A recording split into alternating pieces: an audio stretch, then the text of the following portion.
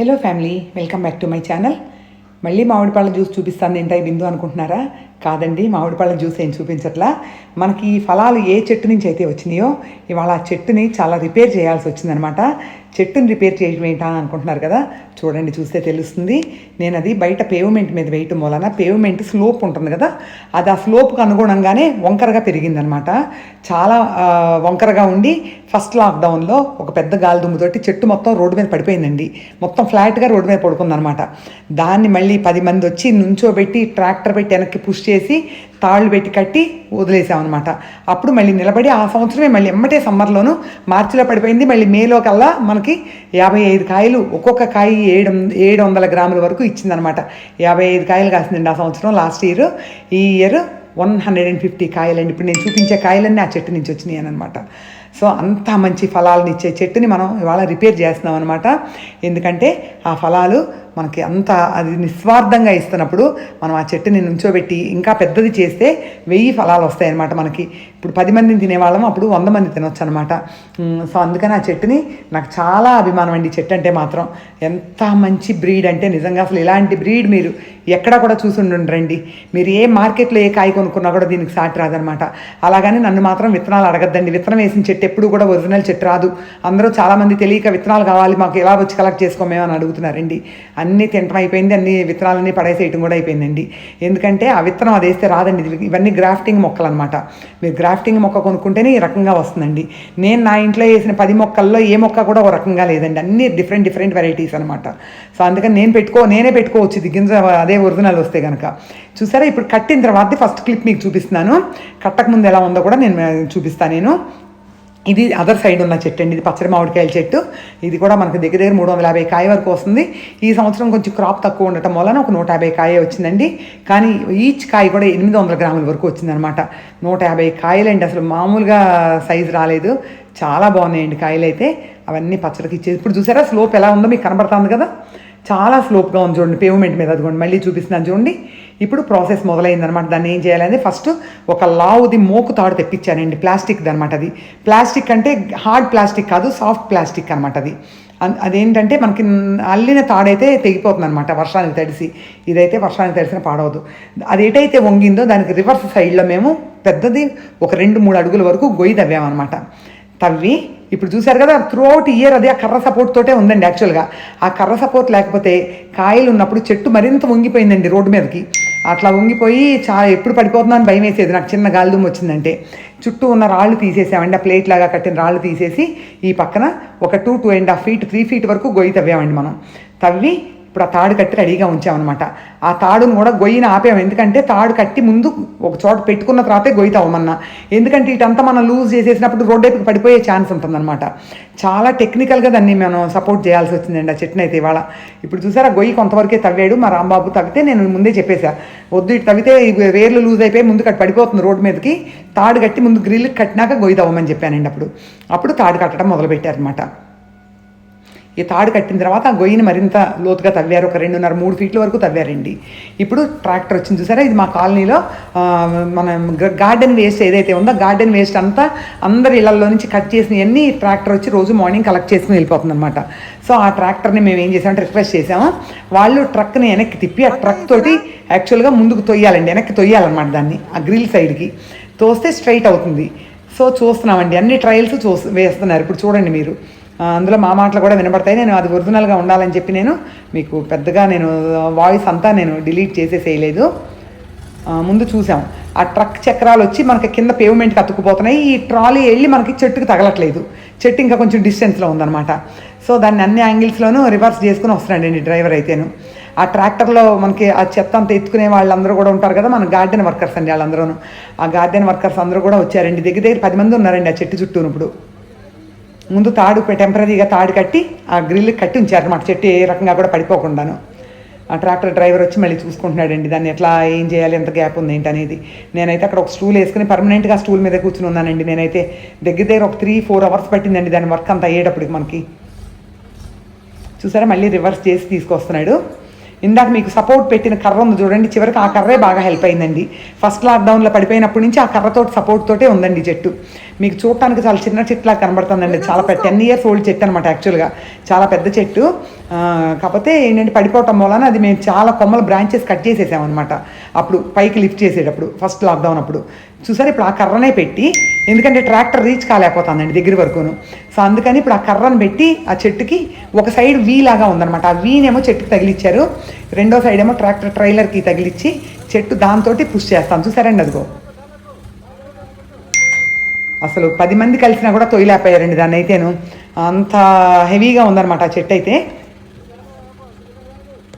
ఈ ట్రాక్టర్ అయితేనే తొయ్యగలుగుతుంది. ఫస్ట్ లాక్డౌన్లో కూడా మేము ట్రాక్టర్ తోటే తోసామండి దాన్ని వెనక్కి నుంచోబెట్టినప్పుడు. చూసారండి, మా ప్రాణాలు అయితే మామూలుగా ఎగిరిపోవట్లేదండి అసలు. ఇటు నుంచి ట్రాక్టర్తో తోస్తుంటే అటు ఎక్కడ పడిపోతున్నాం అని భయం వేసింది. మళ్ళీ వేర్లు తెగిపోయి వేర్లు టప్ టప్ అని సౌండ్ వచ్చేస్తున్నాయండి లోపలైతే. ఇంకా మేము ఏం చేసామంటే గొయ్యి తవ్వేటప్పుడు కూడా ఓన్లీ పిల్ల వేర్లే కట్ చేసామండి. పెద్ద పెద్ద చాలా లావు ఉంటాయండి ఒక్కొక్క రూట్, ఆ రూట్స్ మాత్రం మేము టచ్ చేయలేదు. అట్లీస్ట్ ఒక రూట్ గట్టిగా ఉన్నా కూడా అది నిలదొక్కుకోగలుగుతుంది చెట్టు మళ్ళీ అని చెప్పి పెద్ద వేర్లన్నీ అలాగే ఉంచేసాం. అంతేనండి, చూసారా. ఇంకా అట్లాగే ఒక్కొక్క పుష్ నెమ్మదిగా ఇచ్చుకుంటా మొత్తం మీద ఒక 3 feet వరకు వెనక్కి వెళ్ళిందండి చెట్టు అయితేను. కింద రూట్ దగ్గర కాదండి నేను ఇన్ ద సెన్స్ అనేది, అటు పక్కన ఎప్పుడైతే గొయ్యి తవ్వేసామో చెట్టు వెనక్కి కదలటానికి కొంచెం మనకి ప్లేస్ దొరికిందనమాట. వెనక్కి కదిలింది, మొత్తం పైన చెట్టు కంప్లీట్గా 90 degreesలో స్ట్రైట్గా నిలబడే వరకు చూసుకుంటున్నాం అనమాట మేము. ఇప్పుడు ఒక యాంగిల్లో సెట్ రైట్ అయిందండి.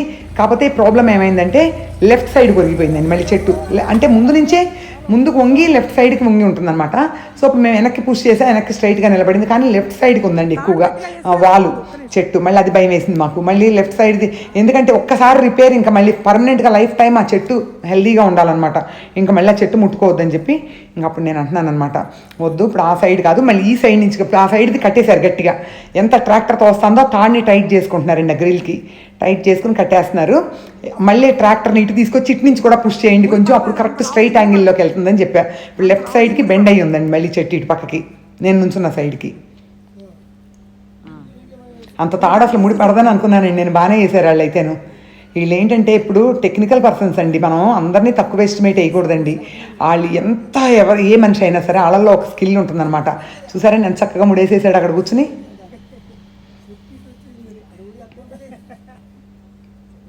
మీకు కనపడలేదండి, చెట్టుకి అటు పక్కన కూడా ఉన్నారు, ఇంకా 2-3 ఉన్నారండి అటు పక్కన కూడాను. ఇప్పుడు ఇటు పక్క నుంచి తొయ్యాలన్నమాట. మళ్ళీ ట్రాక్టర్ని మొత్తం రివర్స్ చేసేసి బయటకు వెళ్ళిపోయిందండి, మన రోడ్లోంచి బయటకు వెళ్ళిపోయి మళ్ళీ రివర్స్ చేసుకుంటా వచ్చిందనమాట. ఇప్పుడు చూడండి, ఇప్పుడు వచ్చింది. వచ్చి ఇప్పుడు మళ్ళీ కర్రని ఇంకొక యాంగిల్లో పెట్టారండి. చూడండి ఆ కర్ర తెలుస్తాను కదా మీకు, వీ షేప్ ఉంది చూడండి చివరన, ఆ వీ షేప్ ఉండటం వలన అది చాలా హెల్ప్ అయిందండి. అది ఆ కర్ర ఎక్కడి నుంచి వచ్చింది అనుకున్నారు, ఫస్ట్ లాక్డౌన్లో మా చెట్టుతో పాటు ఇంకొక 4-5 చెట్లు పడిపోయినాయండి మా కాలనీలో, పెద్ద చెట్లు. కాకపోతే అవన్నీ మనకి పళ్ళు కాసే చెట్లు కాదు, మామిడి చెట్లు కాదండి, వేరే చెట్లు అనమాట. అవి ఇంకా అప్రూవ్ట్ అయిపోయి పడిపోయినాయి అనమాట. అది కొమ్మ పట్టుకొచ్చి అప్పటికప్పుడు ఇన్స్టెంట్గా దీనికి పెట్టారనమాట. అందుకని ఆ 2 years నుంచి ఆ కర్రతోటే ఉందండి సపోర్ట్ తోటి మామిడి చెట్టు. పాపం అట్లాగే కాయలు కాస్తానండి. అదీను ఈ పేవ్మెంట్ కింద ఏముందనుకున్నారు, మొత్తం రాళ్ళు సౌడ్ నేల అండి, అసలు ఏమీ లేదండి తవ్వితే కింద. నేను వేసే పైనుంచి వేసిన ఎరువులు తప్పించి, ఆ ఎరువులు కూడా అన్నీ ఎప్పుడెప్పుడు వెళ్ళిపోతే చెట్టు పీలు చేసుకుంటూ ఉంటుంది. అంతా కలిపితే ఒక బారెడు కూడా లేదండి అందులో, ఒక 5-6 సెంటీమీటర్లు కూడా లేదండి నేను వేసిన ఎరువు అయితే. అయినా సరే అంత సౌడు నేలలో కూడా అన్ని కాయలు ఇచ్చిందండి మనకైతే. ఎంత జ్యూస్ తీసానో మీరు చూశారు కదా, ఆ జ్యూస్ కాయలే కాకుండా దగ్గర 150 కాయ కాసిందండి చెట్టు అయితేను. ఎంత మంచి సైజు, ఎంత మంచి తీపితోటి ఎంత బాగున్నాయండి కాయలు అయితే, రసాలు. చూసారా ఇప్పుడు మళ్ళీ ట్రాక్టర్ని రివర్స్ చేసి ఆ కర్రకి ఈ చెట్టు అంతా గుండం అయిపోయిందండి, ఈ శివగన్నేరు చెట్టు అంతాను. ఇంకా నేను లాస్ట్కి చూసుకుంటే పర్వాలేదు అనిపించింది, అసలు మొత్తం చెట్టే అప్రూట్ అయిపోతుంది అనుకున్నాను. కానీ ఆ చెట్టు మొత్తానికి ఎట్లా ఒకట్లా సర్వైవ్ చేసి ఆ కర్రతో పెట్టడం వలన ట్రాక్టర్ చూడండి పేవ్మెంట్ ఎక్కేసింది. నాకు భయం వేసిందండి, అందుకని నేను అక్కడ చూడకుండా ముందు పేవ్మెంట్నే చూస్తున్నాను అనమాట. కెమెరా కూడా మర్చిపోయి యాంగిల్ ఇటు తిప్పేశాను అనమాట నేను, అయ్యో పేవ్మెంట్ ఏమన్నా అవుతుందేమోనని. ఏం అవతలేండి కానీ నాకు భయం, ఆడాలం కదా, మగవాళ్ళు అయితే డోంట్ కేర్ అనమాట వాళ్ళు. చూసారా ఆ చెట్టు మధ్యలో నుంచి పెట్టారండి ఆ కర్రని పెట్టి తోస్తున్నారు చూడండి. ఇప్పుడు మళ్ళీ లూజ్ అయిన తాడిని మళ్ళీ టైట్ చేసేసుకుంటారు అనమాట. ఆ తోసిన తర్వాత ట్రాక్టర్ ట్రాలీని కూడా తీయట్లేదండి, అలా ఇంజిన్ ఆఫ్ చేసేసి అలా వదిలేస్తున్నాడు. వదిలేస్తే ఏంటంటే మనం తాడిని మళ్ళీ టైట్గా లాగి కట్టుకునే వరకు ట్రాక్టర్ అలానే ఉంటుంది. ఇప్పుడు చూసారు ఇప్పుడు స్ట్రైట్గా కనబడతాను చెట్టు మీకు 90 degreesలో. మళ్ళీ ఇంత చెట్టు పెరిగి ఇంత మంచి రుచికరమైన కాయలు రావాలంటే ఇంకో జన్మ ఎత్తితే కానీ రాదండి. ఇంకో 10 ఏళ్ళు మళ్ళీ ఆగాలి మనం. అందుకని ఇంకా ఆ చెట్టునైతే నేను ఎట్టి పరిస్థితుల్లో కూడా నేను వదులుకోదలుచుకోలేదండి. చూసారా ఇప్పుడు మళ్ళీ లూజ్ అయిన దాన్నంతా మళ్ళీ ప్రీస్ లాగి కట్టేస్తున్నారు అనమాట. ఇంకప్పుడు ఆ కట్టిన తాడుని ఆ కింద పెట్టిన సపోర్టింగ్ కర్ర నేను ఒక దగ్గర 1 year 2 years అలాగే వదిలేస్తామండి. ఇంక మేము తీయదలుచుకోలేదు. చెట్టు ఫర్మ్గా బాగా అలా గ్రో అయ్యి రౌండ్గా సర్క్యులర్గా చక్కగా పెరిగి చెట్టు నిలదొక్కుందని నాకు మాత్రమే అవన్నీ తీస్తామన్నమాట.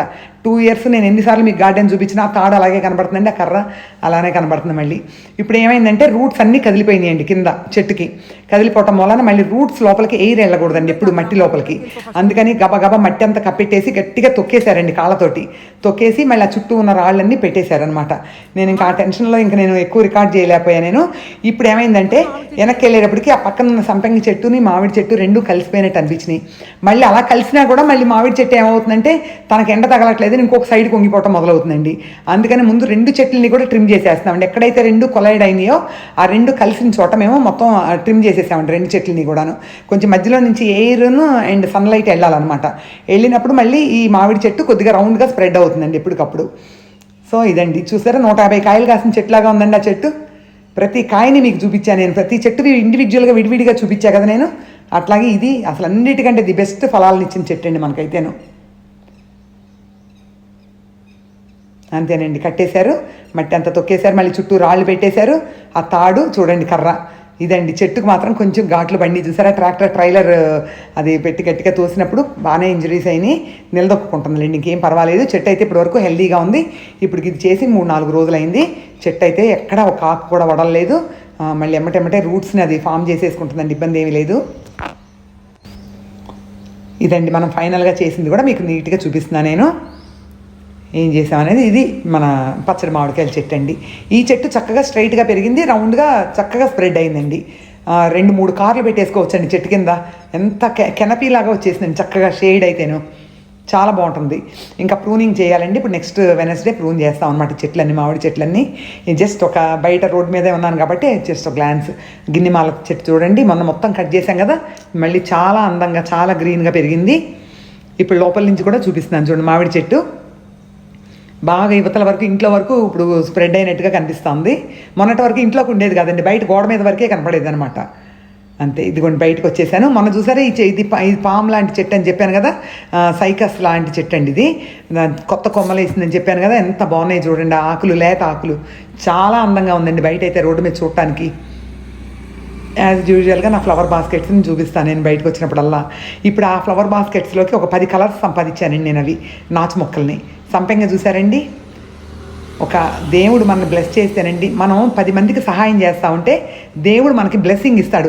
మన ఇంట్లో ఒక పెళ్ళి అయినప్పుడు, గృహప్రవేశం చేసినప్పుడు అందరూ చేయగలగాలని ఎందుకంటారో తెలుసా మీకు? వాళ్ళ ఆశీర్వాదం ఉంటుందనండి. అట్లా మనం ఎవరికన్నా మనం శక్తి కొద్దీ సహాయం చేసేటప్పుడు దేవుడు మనల్ని బ్లెస్ చేస్తూ ఉంటాడనమాట. ఎప్పుడు అన్లిమిటెడ్గా నేను సహాయం చేస్తూనే ఉంటా. ప్రతి ఒక్కళ్ళ కడుపు చూస్తూనే ఉంటానండి నేనైతే, ఆ కడుపులో అన్నం ఉందా లేదా అని. అలాంటప్పుడు మనం బ్లెస్ చేస్తే చూడండి, ఇప్పుడు సంపెంగ, జాజి, మల్లె, ఇవన్నీ మన దగ్గర, కర్పూరము, ఇన్ని మొక్కల్ని మనకిచ్చి, మామిడి పళ్ళు, ఇన్ని ఫలాలతోటి, సీతాఫలము, బత్తాయి ఉందండి నా దగ్గర, తర్వాత దానిమ్మ ఉంది, జామ ఉంది, ఇంకా సపోటా అండి. ఇన్ని ఫలాలతోటి మన కడుపు నింపుతాడండి. ఇప్పుడు అదొక్కటే గుర్తుపెట్టుకోండి. మీరు అన్నం ఒక పళ్ళె నుండి అన్నం పెట్టలేకపోతే మీరు తినే చేతితోటి ఒక్క గుప్పెడు అన్నం మాత్రం లేని వాళ్ళకి పెట్టండి. ఎంతమంది ఆకలితో పడుకుంటున్నారో. మనం చేసుకునే ఫంక్షన్లలో కట్ చేసుకునే కేక్ మనకు అది ఎక్స్ట్రా ఫ్యాట్ని ఇవ్వటమే కానీ అది మనకి ఎటువంటి బలాన్ని ఇవ్వదండి. ఆ డబ్బులు పెట్టి లేని వాళ్ళకి మీరు ఒక్క పూట అన్నం అండి. నేను చదువుకునే రోజుల్లో ఒక చిన్న ఎగ్జాంపుల్ చెప్తా. నేను చదువుకునే రోజుల్లో ఒక ఎలక్ట్రీషియన్ ఎలక్ట్రికల్ పోల్ మీద నుంచి పడిపోయాడండి. పడిపోతే వాళ్ళు అడుక్కుని అతన్ని ఊరు తీసుకెళ్ళిపోవాలన్నమాట. వచ్చారండి. నేను మా చెల్లి, మా అక్క, మేము ముగ్గురం కలిసి ఆ రోడ్లో మేము డబ్బులు దక్షిణ అడిగి ఇచ్చి వాళ్ళకి, మాకు ఆ రోజుల్లో చాలా కష్టంగా ఉండేదండి, నాకు ఫాదర్ లేరు చిన్నప్పుడు, మేము ఇచ్చి వాళ్ళని వాళ్ళ ఊరికి పంపించాం. అట్లాగే ఒక ముసలి అవ్వ అడుక్కోవడానికి మా ఇంటికి వస్తుంటే మాకే చాలా కష్టంగా ఉండేదండి ఆ రోజుల్లోనూ. అలాంటిది మా అమ్మ పెద్ద మనసుతోటి ఆవిడ్ని ప్రతి శుక్రవారం భోజనానికి రమ్మని చెప్పేవారండి. మేము ఏవి వండుకుంటే ఆ రోజున మా ఇంట్లో ఇస్త్రాకులో ఆవిడకి అన్నము, ఆ 2-3 కూరలు, కొంచెం పెరుగు అవి వేసి అన్నం ఆ ఇస్త్రాకు ఇస్తే కూర్చొని తినలేవు. ప్రతి శుక్రవారం ఆవిడ వచ్చేవారు. మా చెల్లి ఏం చేసేదో తెలిసేటప్పుడు ఆవిడ కాళ్ళన్నీ పుళ్ళైపోయి చాలా ఊజింగ్గా ఉండేవండి. ఆవిడ్ని ప్రతి శుక్రవారం కూర్చోబెట్టి ఆ కాళ్ళన్నీ డ్రెస్సింగ్ చేసి మళ్ళీ సోఫ్రామైసిన్ ఆయింట్మెంట్ రాసి పంపించేదండి మా చెల్లి. అవేనండి మాకు ఆశీర్వాదం. ఇవాళ మేము ఒక 300 మందికి వాళ్ళ అన్నం పెట్టే స్థితికి మమ్మల్ని దేవుడు తీసుకొచ్చాడనంటే ఇవాళ మా చెల్లి కూడా అలాగే ఆశీర్వదించబడిందండి. మా చెల్లి, మా అక్క అందరం దేవుడు బ్లెస్సింగ్స్ తోటి ఉన్నామండి. మేము చాలా జాలి మనస్తత్వం మాదైతే. ఎవరైనా ఏదంటే ఓర్చుకోలేము, ఎవరికన్నా పెట్టాలి, వాళ్ళ కడుపు చూడాలి అనే మనుషులమేనండి మేమైతే. మా మదర్ ఆ వాల్యూస్ నేర్పించి పంపించారండి. ఇవి వాళ్ళు నేను మీకు చెప్పాల్సిన మంచి విషయాలండి. అట్లా మీరు మీ పిల్లలకి నేర్పించండి. మంచి సొసైటీని మనం చూడొచ్చు. పిల్లలకి మనం ఇటువంటివన్నీ చెప్పి ఇక్కడి నుంచి ఫౌండేషన్ వేస్తేనే వాళ్ళల్లో ఒక జాలి మనసు, కరుణ కలుగుతాయండి. లేదంటే మనం ఏమీ చెప్పకపోతే బయట సొసైటీని చూసి వాళ్ళు కూడా కఠినంగా తయారవుతారనమాట. అందుకని ఇదొక్కటి మీరు అందరూ పిల్లలకి చెప్పండి. మీరు కూడా మీ గుప్పెడితోటి ఒక అన్నం పెట్టండి ఎవరికైనా సరే. థ్యాంక్స్ ఫర్ వాచింగ్ అండి. నమస్తే. మళ్ళీ కలుద్దామండి మరొక మంచి వీడియోతో.